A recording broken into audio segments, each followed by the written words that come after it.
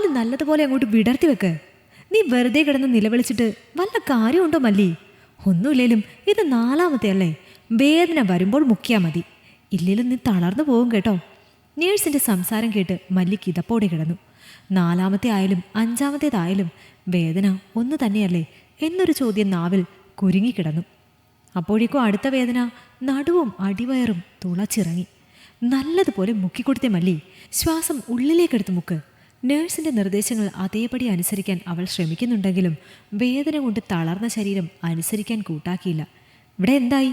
ഡോക്ടറുടെ ശബ്ദം കേട്ടത് മല്ലിക്ക് ആശ്വാസം തോന്നി. ഫുൾ ഡയലേഷനാണ് മേഡം. ഫ്ലൂയിഡ് ബ്രേക്കായി. FHR നോർമലാണ്. സംസാരത്തിനിടയിൽ തന്നെ മല്ലിക്ക് വീണ്ടും വേദന അതിൻ്റെ പാരമ്യത്തിലേക്ക് വന്നു. അലറിക്കൊണ്ടവൾ മുക്കി. ആ അങ്ങനെ തന്നെ, ഒന്നുകൂടെ. ദാ കുഞ്ഞു വരാറായി. മല്ലി സർവ്വശക്തി എടുത്ത് സമാഹരിച്ച് ആഞ്ഞു മുക്ക്. അടിവയർ പിളരുന്ന വേദനയോടൊപ്പം കുഞ്ഞു പുറത്തേക്ക് തെന്നി വന്നത് അവൾ അറിഞ്ഞു. ആ നിമിഷം തന്നെ കുഞ്ഞു കരച്ചിൽ പ്രസവ മുറിയിലാകെ നിറഞ്ഞു. മല്ലിയുടെ ഹൃദയം ഒരേ സമയം പേടിയിലും സന്തോഷത്തിലും മിടിച്ചു. കാരണം അവൾക്കറിയാം ഇനി ഡോക്ടർ പറയാൻ പോകുന്ന വാക്കുകളാണ് അവളുടെ ഭാവി നിശ്ചയിക്കുന്നത് എന്ന്. മല്ലി പെൺകുഞ്ഞാണ്. ഡോക്ടർ അവളുടെ നെറ്റിയിൽ തലോടി പുഞ്ചിരിയോടെ പറഞ്ഞു.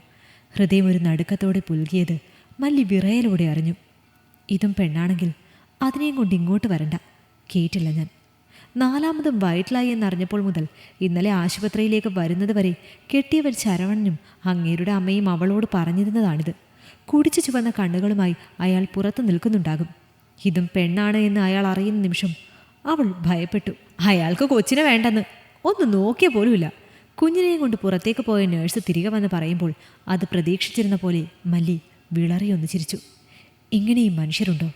അങ്ങേരെന്നെ തല്ലിയില്ലെന്നേ ഉള്ളൂ. കുഞ്ഞിനെ പതിയെ മല്ലിയോട് ചേർത്ത് കിടത്തി അവർ. സ്വന്തം അച്ഛന് വേണ്ടെന്നറിയാതെ അമ്മയുടെ ചൂടിൽ ചേർന്ന് സുഖനിദ്രയിലാണ് കുഞ്ഞ്. ഇടയ്ക്ക് ചുണ്ട് നൊട്ടി നുണയാൻ തുടങ്ങിയപ്പോൾ മല്ലി കുഞ്ഞിനെ പാലൂട്ടി. മാതൃവാത്സല്യം നിറഞ്ഞു കവിയുമ്പോഴും ഈ കുഞ്ഞിനെയും കൊണ്ട് എങ്ങനെ വീട്ടിലേക്ക് പോകൂ എന്നതായിരുന്നു അവളുടെ ചിന്ത. കുഞ്ഞിനെ അയാളോ വീട്ടുകാരോ സ്വീകരിക്കില്ല എന്ന് ഉറപ്പാണ്. പോകാതിരുന്നാൽ മറ്റു 3 കുഞ്ഞുങ്ങൾ. അവരെ ഓർത്തതും അവളുടെ നെഞ്ചു വിങ്ങി. മര്യാദയ്ക്ക് കഴിക്കാൻ പോലും കിട്ടുന്നുണ്ടാവില്ല. 6, 4, 2 വയസ്സുള്ള മക്കളാണ്. അമ്മയെ കാത്തിരിക്കുന്നുണ്ടാവും പൊന്നുമക്കൾ. മല്ലിയെയും കുഞ്ഞിനെയും വാർഡിലേക്ക് മാറ്റി.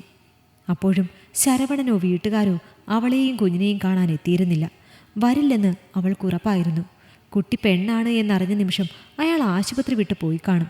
പ്രസവം കഴിഞ്ഞ് മറ്റു സ്ത്രീകൾക്ക് കിട്ടുന്ന സ്നേഹവും പരിചരണവും കണ്ടും കേട്ടും തീർത്തും അനാഥരെ പോലെ അവളും കുഞ്ഞും വാർഡിലെ ആ ഇരുമ്പ് കട്ടിലിൽ കിടന്നു.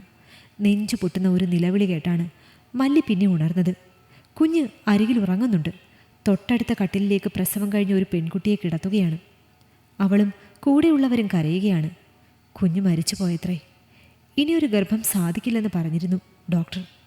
ആദ്യത്തെ ഗർഭം നഷ്ടപ്പെട്ടതിന് ശേഷം 4 വർഷം കാത്തിരുന്നുണ്ടായ കുഞ്ഞാണ്. അതിനെയും നഷ്ടമാക്കിയിരിക്കുന്നു. ഈശ്വര, എന്തൊരു വിധി! അതും ഒരു പെൺകുഞ്ഞായിരുന്നു. ആ പെൺകുട്ടിയുടെ കരച്ചിൽ കേട്ടു നിൽക്കാൻ ആർക്കും കഴിയില്ലായിരുന്നു. മല്ലിക്ക് ആശ്ചര്യം തോന്നി. എന്തൊക്കെ തരം മനുഷ്യരാണ്! പെൺകുഞ്ഞ് ജനിച്ചതിൻ്റെ പേരിൽ കാണാൻ പോലും വരാത്ത ഒരച്ഛൻ. തൻ്റെ പെൺകുഞ്ഞ് മരിച്ചുപോയ വിഷമത്തിൽ അലമുറയിട്ട് കരയുന്ന മറ്റൊരച്ഛൻ. രണ്ടും ഒരേ ദിവസം ഒരേ മുറിയിൽ. ആ പെൺകുട്ടിയുടെ അവസ്ഥ മല്ലിയെ വല്ലാതെ നോവിക്കുന്നുണ്ടായിരുന്നു. പാൽ നിറഞ്ഞ് നീര് കെട്ടിയ മുല ഞെക്കിപ്പിഴിഞ്ഞ് കളയുമ്പോൾ അവൾ ഹൃദയം പൊട്ടുമാറ് കരഞ്ഞു. പൊന്നോമനിയെ പാലൂട്ടുന്നതും താരാട്ടുപാടി ഉറക്കുന്നതുമൊക്കെ എത്രമാത്രം ആഗ്രഹിച്ചിരുന്നിരിക്കും. ഒടുക്കം കൈവെള്ളയിലെത്തിച്ചിട്ടും ഒറ്റ തട്ട്. എങ്ങനെ സഹിക്കും? വൈകുന്നേരം ടോയ്ലറ്റിൽ പോയി തിരികെ വാർഡിലേക്കെത്തിയ മല്ലി ആ കാഴ്ച കണ്ട് വാതിക്കൽ നിന്നുപോയി. എന്താണ് പറയേണ്ടത് എന്നറിയില്ല. മല്ലിയുടെ കുഞ്ഞിനെ നെഞ്ചോട് ചേർത്ത് പിടിച്ച് പാലൂട്ടുകയാണ് അവൾ. അടുത്ത കട്ടിലിലെ പെൺകുട്ടി ഇടയ്ക്കിടെ കുഞ്ഞിനെ ചുംബനങ്ങൾ കൊണ്ട് മൂടുന്നുണ്ട്. അവൾ ആരെയും കാണുന്നില്ല. അവളും കുഞ്ഞും മാത്രമായൊരു ലോകത്തിൽ ലയിച്ചിരിക്കുകയാണ്. മോളെ, ഞാൻ എന്ത് ചെയ്യാനാണ്? നീ പോയപ്പോൾ കുഞ്ഞുണർന്ന് കരയാൻ തുടങ്ങി. അത് കേട്ട പാടെ കുഞ്ഞിനെ എടുത്ത് പാല് കൊടുക്കും അവൾ. അവളുടെ അവസ്ഥ മോളും കണ്ടതല്ലേ? ക്ഷമിക്കണം.